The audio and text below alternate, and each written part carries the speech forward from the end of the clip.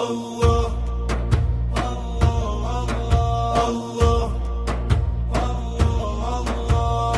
اشتدي أزمات تنفرجي، قد آذانا ليلك بالبلج، وظلام الليل له سرج حتى يغشاه أبو السرج، وسحاب الخير له مطر فإذا جاء الإبان تجي، وفوائد مولانا جمل لسروج الأنفس والمهج، ولها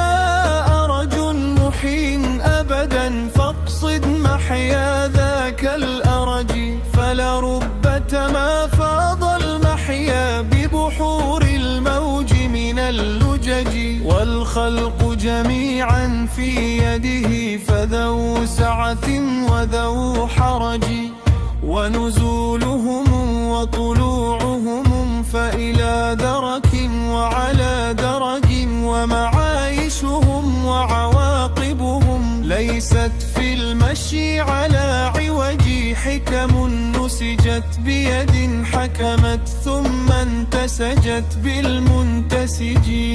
فإذا اقتصدت ثم انعرجت فبمقتصد وبمنعرج، شهدت بعجائبها حجج قامت بالأمر على حجج، ورضا بقضاء الله حجا فعلى مركوزتها فعجي، وإذا انفتحت أبواب هدى فاعجل بخزائنها ولجي، وإذا حاولت نهايتها فاحذر إذ ذاك من العرج، لتكون من السباق إذا ما جئت إلى تلك الفرج، فهناك العيش وبهجته، فبمبتهج وبمنتهج، فهج الأعمال إذا ركدت، وإذا ما هجت إذا انتهجي، ومعاصي الله سماجتها تزدان لذي الخلق السمج،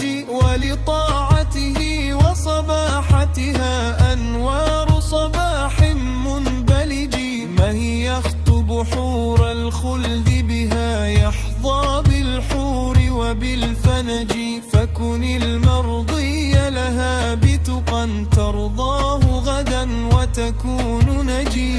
واتل القرآن بقلب ذي حزن وبصوت فيه شجي، وصلاة الليل مسافتها فاذهب في